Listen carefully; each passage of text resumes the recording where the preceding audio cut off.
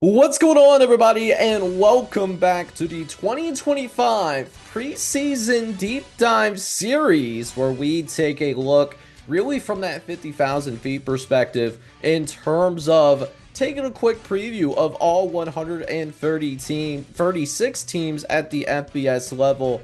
And this time around, we find ourselves in the Mountain West, part of that West Coast chaotic style of football that hopes to continue in 2025, and also your home of the college football playoff participant from the group of five in the Boise State Broncos. But a lot happening in terms of really this conference finding itself in I guess like a fork in the road between tradition and seeing transformation happening in real time with the modern college football landscape.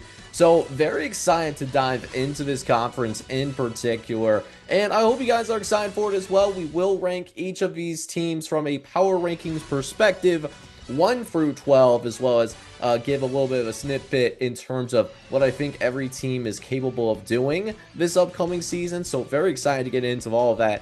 And I hope you guys have been enjoying the preseason deep dive series as well. If you have, I need you guys to go ahead and do a couple of favors for me. Make sure you go ahead and hit that like button first and foremost, as it does warm up my cold dead heart, as well as let me know that not only is this content being enjoyed, but it should be recommended to more college football sickos like yourself, as hitting that like button does allow the YouTube algorithm to push it out to more college football fans like yourself. And then also, we have been growing quite a bit here on the channel as the recording of this video, which I am very grateful for. We're already encroaching 50 subscribers, which I genuinely appreciate that from the bottom of my heart. And you can join this OG group as well by hitting that subscribe button, being that A1 since day one. We're going to have some awesome things planned here when the actual college football season starts, particularly with the Saturday experience. But with that being said, let's go ahead and talk about this conference from a general perspective before we get into kind of that team by team basis. So as the new college football season approaches, the Mountain West does find itself at kind of a fork in the road between all the tradition that has happened in this conference over the years, as well as some transformation that is happening because we are seeing all of the movement in terms of teams both entering the Mountain West as well as teams leaving the Mountain West. So when we get to this point next year, we are going to see a dramatically different Mountain West. But for right now, this is a conference that has long been a bastion of high altitude grit and underdog resilient, as the Mountain West does come with some momentum, being that they were the recipients of a playoff appearance bid courtesy of the Boise State Broncos. There's several coaching changes that are certainly we are going to talk over the course of this video. Some standout quarterbacks that are going to be returning, as well as seeing how those ripple effects affect the Mountain West moving forward. But speaking of the teams themselves, we know that Boise State is going to remain the flagship program, not only of the Mountain West, but possibly of the entire group of five. But it might not necessarily be a one-team show this year in the Mountain West, right? We're talking about teams like UNLV and San Jose State that are both poised to try to make some deep runs and really challenge Boise State for that conference championship crown. But then you have some other programs thrown in there as well, like Fresno State and Air Force, that are looking to reemerge as viable spoilers to those projected top dogs that we were just talking about recently. Plus, of course, now that we are entering the second year of the 12-team college football playoff, we are going to possibly see some more opportunities more than ever, as the Mountain West champion ultimately will not only be playing for maybe a bowl trophy, but looking to get more attention on the overall national stage, hopefully being part of that top 5 or top 6 in terms of those automatic bids into the college football playoff.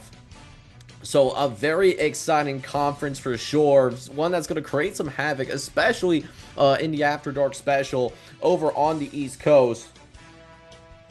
So now let's go ahead and take a look at each of these teams from a case-by-case spectrum, and also taking a look and ranking these teams from a power rankings perspective 1 through 12, which is how I see these teams going into week number 0, not how I think necessarily how these teams will finish at the end of the season.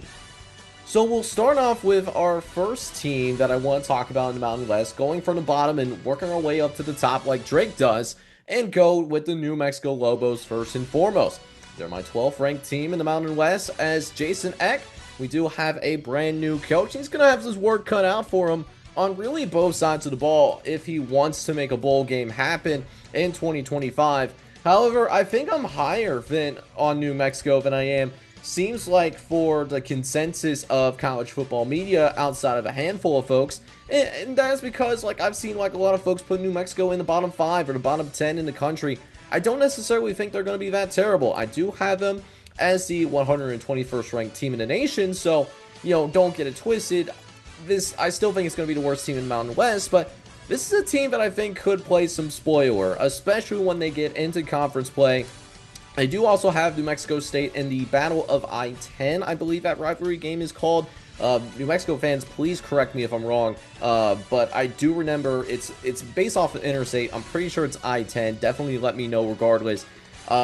They got some pretty sneaky good portal additions in terms of bringing some high-level FCS players up to New Mexico, but most notably they did bring in the Montana State transfer and Scotty Humphrey, who certainly seems, at least so far in this offseason, might have been one of the best portal acquisitions, not only on this team, but in the entire conference as well. So Jason Eck doing his best to try to carve out a competitive team here in year number 1, even though, again, there's going to be some work that needs to be done on both sides of the ball, but it's certainly not completely out of the question in terms of New Mexico flirting with bowl game eligibility. They do have Nevada, Utah State, and San Diego State all at home.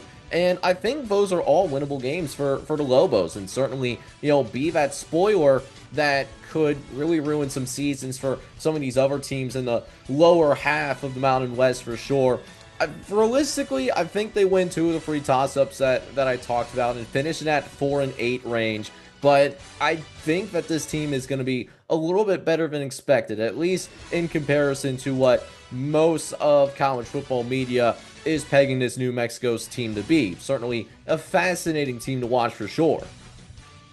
Now, as for a team that may have a little bit of a different vibe, and it could be applied to the next 2 to 3 teams, I want to get things rolling here with the number 11 team that I have in my power rankings for the Mountain West specifically, and that is the Nevada Wolfpack.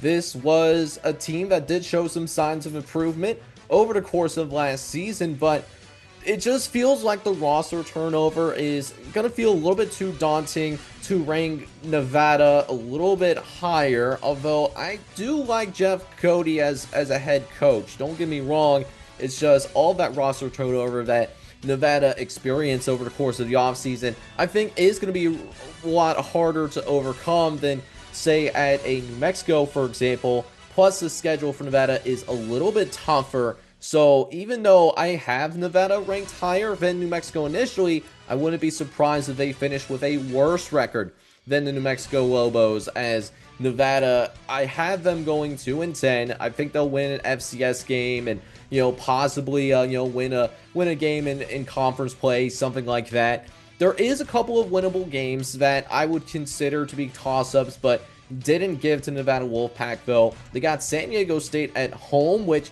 having a team in your home building, maybe home field advantage could propel you to victory. And then New Mexico on the road. I think that Nevada is still a little bit better than what New Mexico is, but because that game is on the road, things can get a little bit more tricky for the Nevada Wolfpack as we try to enter 2025. Hopefully, Jeff Cody can get it rolling here eventually, but for this season in particular, it's going to be a tough one.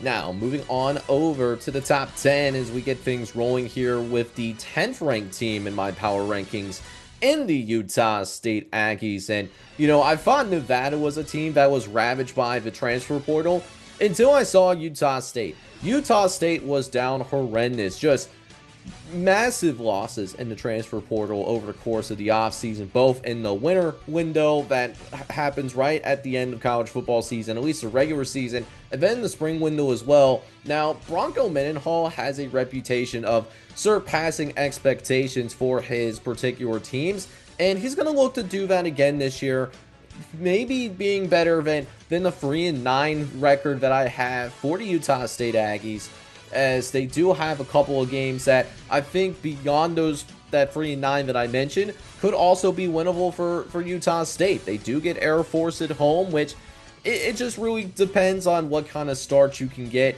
If you can jump out to a quick lead and make Air Force throw the ball a little bit more than what they're comfortable with as a traditional triple option type of team, then I think you can create some fits for that Falcon squad. And then you also, again, have New Mexico on the road. It is a road game, but it is the worst team in the conference as of my power ranking. So certainly a winnable game, even though I did also give the nod to New Mexico because of that home field advantage that I previously mentioned, trying to break down the New Mexico Lobo squad. So, certainly some a little bit of upside here to a point where Utah State could flirt with a bowl game, but it's not something that I'm necessarily counting on at the same time. And at least that team has a little bit more upside than the next team that I have on my list. And the next team that I do have on my list is the Wyoming Cowboys. They are my 9th ranked team, and actually just ahead of Utah State in my national rankings, with Utah State coming in at number 110. Wyoming does come in at 109. They did show some positive developments late in the year, but can that positive momentum that they tried to establish towards the back half of last season, can that be sustained through the start of 2025?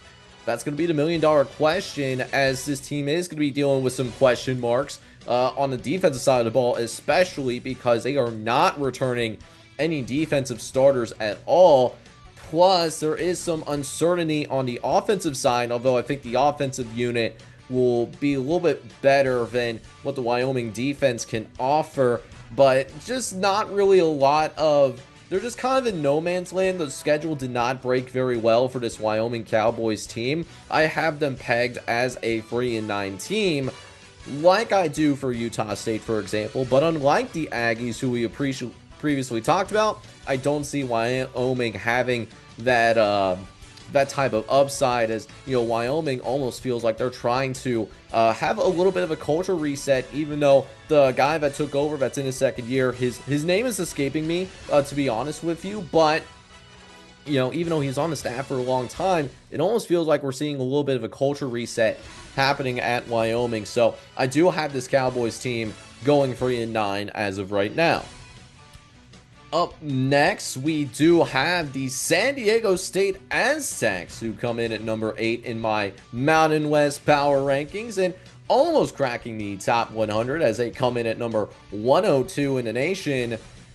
And I need people to understand that if this team is better than what they were last year, more people are going to understand Trey Light, who silently was one of the top people in the country in terms of procuring tackles for a loss, just a menace in the backfield last year for the Aztecs, which is really fascinating because when Sean Lewis first took over as the head coach of San Diego State, after briefly having a stint with Prime out in Colorado, but before that being the head coach of the Kent State Golden Flashes, you would think that the defense would be more of an issue for this Aztecs program than the offense because of the offensive pedigree that Sean Lewis has. But it's very interesting that hasn't happened, right? It's actually kind of the opposite. The defense actually is going to look solid for the Aztecs this year, but the million-dollar question is, how is Sean Lewis going to be able to get more production out of his quarterback position? Again, you would think that would be flipped with an offensive-minded coach, but, maybe is this showing some light exposing for Sean Lewis? Did he feast a little bit more in the MAC, and the Mountain West is a little bit better in terms of the level of competition compared to our partners over in the Midwest?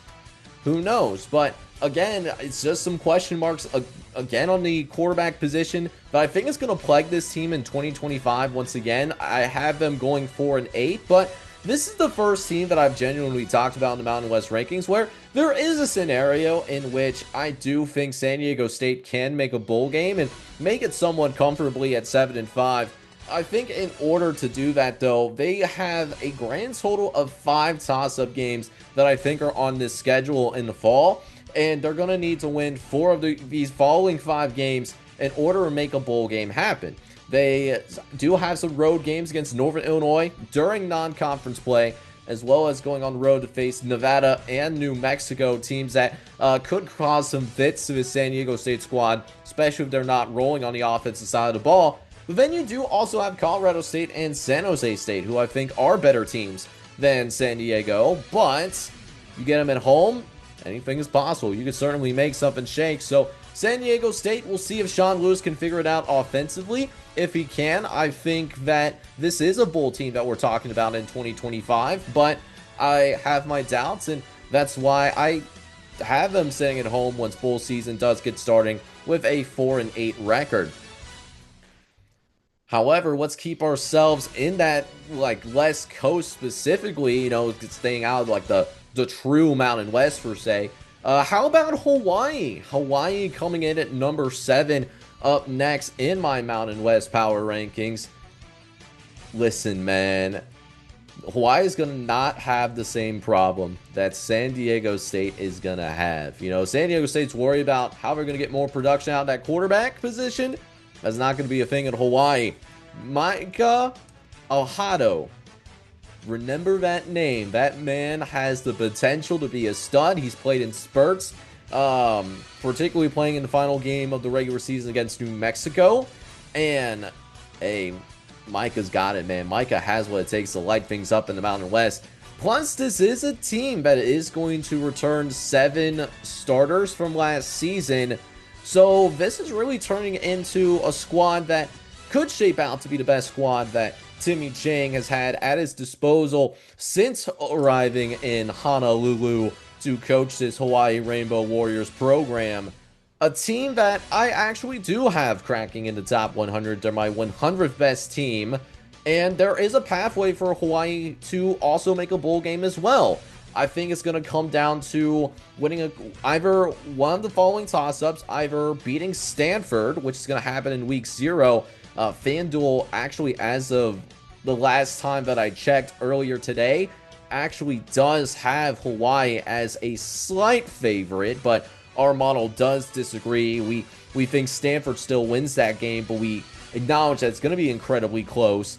And then you also have Fresno State in conference play as well. The Bulldogs coming into your building as well with a brand new coaching staff, as well as a brand new quarterback to work with in E.J. Warner, which we'll talk about Fresno State specifically in a minute. It's not about them. Hawaii could be in a bowl game, and if that happens, then I think we can see Hawaii go bowling here in 2025, but I think it does hinge on Stanford or Fresno State being defeated in order to make that happen. Right now at 5-7, but again, both those games are toss-ups and could certainly go in either direction. So this already takes us into the top half of the Mountain West as we now get into our top 6. And at number 6 is the Air Force Academy, which, unlike their partners in the Army and the Navy, Air Force wasn't in a bowl game last year. We did not see that out of this Air Force Falcon squad, and it makes me wonder if modern college football has passed by the longtime coach for the Air Force Falcons and Tony Calhoun, right? This is a very different world that we're living in, and compared to even 5 years ago. And while it seems like Army and Navy have adjusted, Army and Navy were doing extraordinarily well in the American last year, a conference I would consider to at the bare minimum being the same level as the Mountain West. Air Force hasn't had that same kind of success last year.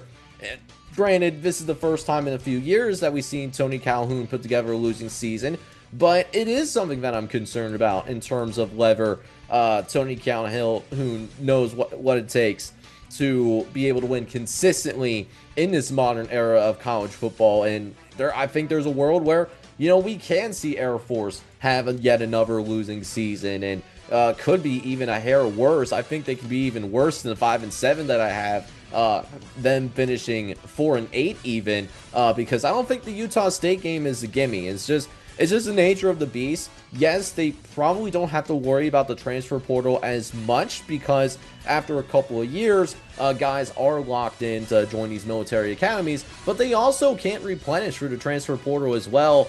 And the high school development has not been the same in Air Force as it has been for Army and Navy, and I think that was evident in last season. So I think that it is possible that we see another year where the Air Force Falcons do miss out on a bowl game, and it breaks my heart a little bit to mention that, because I do have a soft spot for Air Force. I really do, but I just don't see it this year with this 2025 version.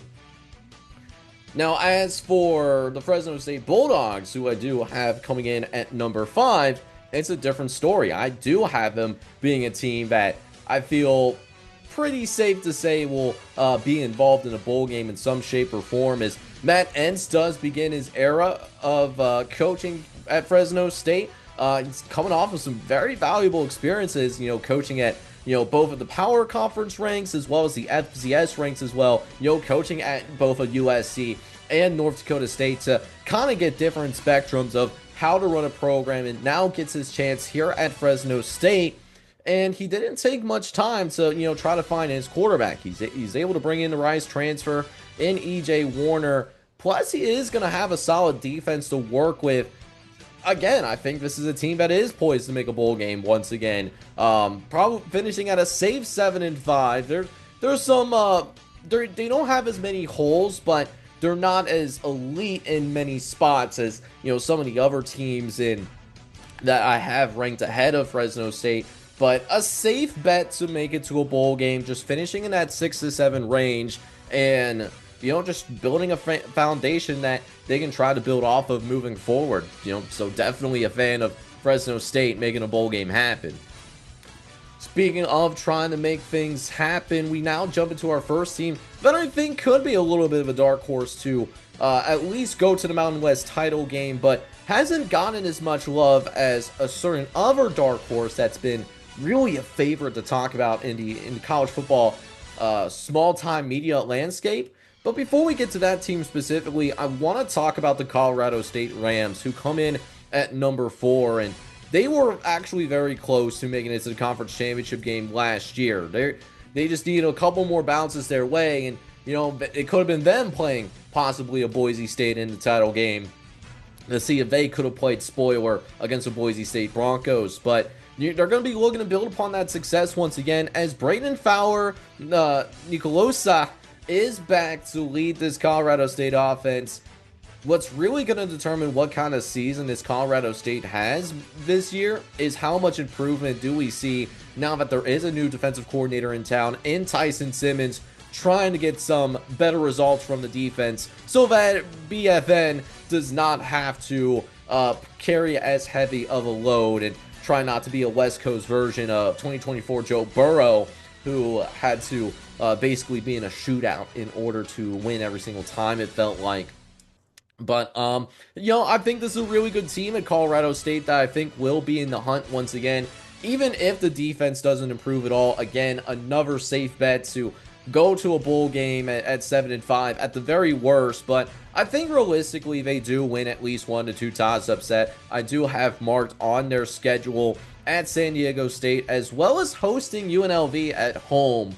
UNLV having a very good team in their own right. I think it's one of the more talented teams of the conference, but lots of new pieces. So with Colorado State maybe having a little bit more consistency and continuity, could that be a team that Colorado State could upset? I think it's certainly possible. Granted, I think UNLV wins that game close, but they are certainly capable of taking down that UNLV team as well. And if they can get to 9-3, maybe that is good enough for them to be in the Mountain West title game, depending on what happens around the country. But for now, we do have them splitting the needle at a solid 8-4 and just continuing to build upon that foundation that they had from last season.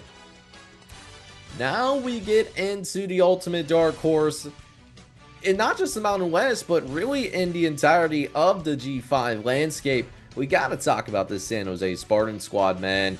Coming in at number 3, and man, did the schedule gods, did they shine brightly on this team this year. Yes, this is a really good team, and they're ranked number 3 in my power rankings for a reason.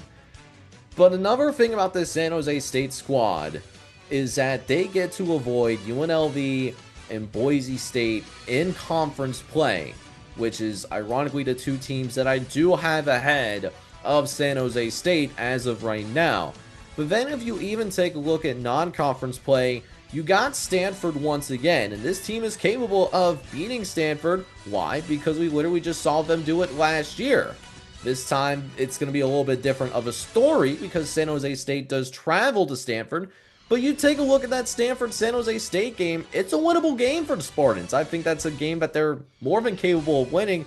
Matter of fact, the only game that I would say they have no shot in winning is the Texas game. And I think that's very understandable, but because of how the schedule shakes out in conference play in particular, this is a team that is very capable of winning double-digit games this year, finishing in that 10-2, possibly even an 11-1, and challenge Boise State to play in the conference championship game at the end of the year.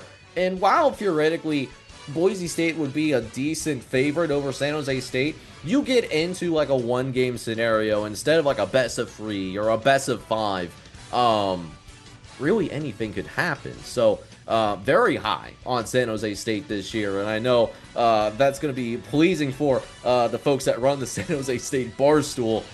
They are losing Nick Nash, who left for the NFL. That's going to be a tough one to replace, but you are getting an experienced quarterback in Walker Eget, who knows how to run this offense. So even though you lose one of the most dynamic receivers in the entire G5 last year because of the fact that he is now an NFL player, this should still be an exciting offense to watch. And overarching and more broadly, this is probably a more exciting team to watch than maybe even last year. So definitely got to pay attention to San Jose State this fall, that's for sure. But now we get into our top 2. At number 2, I do have UNLV. UNLV does come in as my second best team. And this is a very fascinating team, right? We got a brand new head coach in Dan Mullen, who spent some time in the broadcast booth as an analyst, and now he returns back into head coaching after having a failed experience down in Florida. But this will be a team that will be in some transition. There is only a couple of starters returning, but it's also because of the fact that he has an impressive crop of talent from the transfer portal, including guys such as the Virginia transfer and Anthony Colandrea, who started last year for the Virginia Cavaliers at the quarterback position. So even though there is a lot of new faces both in the coaching staff as well as from the transfer portal, this is a team that I think should have rightfully some high expectations going into this year. They do have a tougher road to get to the conference title game than San Jose State, who I just talked about. So even though I do have UNLV ranked higher than San Jose State to start things out, I think San Jose State gets in instead of UNLV for the Mountain West title game at the end of the year because they do have to play Boise State during the regular season. And I do have a hard time believing that with the amount of return production that Boise State has, for UNLV to legitimately pull that off. But still a really good team, but I think is capable of beating at least one power conference team. They got UCLA, for example, early in the year. They're going to be breaking in Nico, and Deshaun Foster is going into year number 2, which I think Dan Mullen would have the coaching edge over Deshaun Foster. That's certainly a winnable game. And you got got some intriguing matchups on the road that UNLV will be taking, such as Colorado State in conference play, as well as facing Miami of Ohio. Miami probably considered a top 5 team in its own right in the MAC and has some expectations to compete for the MAC title game. So that UNLV and Miami game is going to be a really fun one to watch. And then Colorado State, could that be a shootout type of deal? Who knows? But I think UNLV can be a really good team, that 10-2 type range. There is a world where if they do drop all of those toss-ups that I mentioned, whether it be UCLA, Miami, and Colorado State, be an 8-4 year, and I'm sure that'll be a little bit disappointing in the first season under Dan Mullen, but I think this is going to be genuinely one of the best group of 5 teams that we have in all of college football this year, but not as good as, and I'm sure no one's going to be surprised by this at all, the Boise State Broncos as my #1 team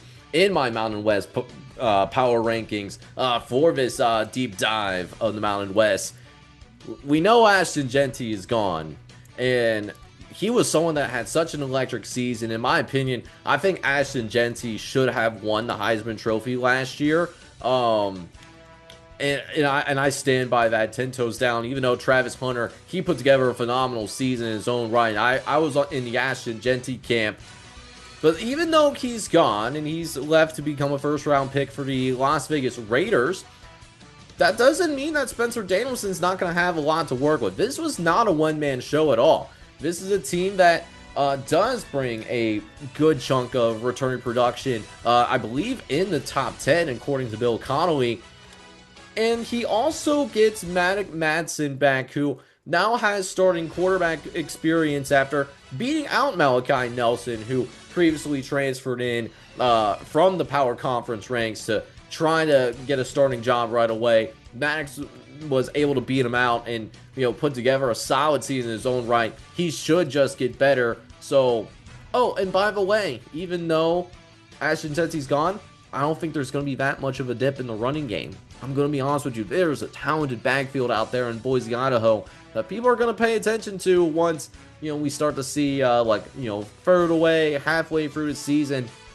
So, this offense should still be pretty good for Boise State, and with all the returning production coming back, this is a team that I have as the team to be in the group of 5. I have them actually as my best group of 5 team in the entire country. Now, the only team that I see handing Boise State an L is Notre Dame, and I think Notre Dame on the road is very understandable. A team that played in the national championship game and had it into a one possession of Ohio State in the fourth quarter.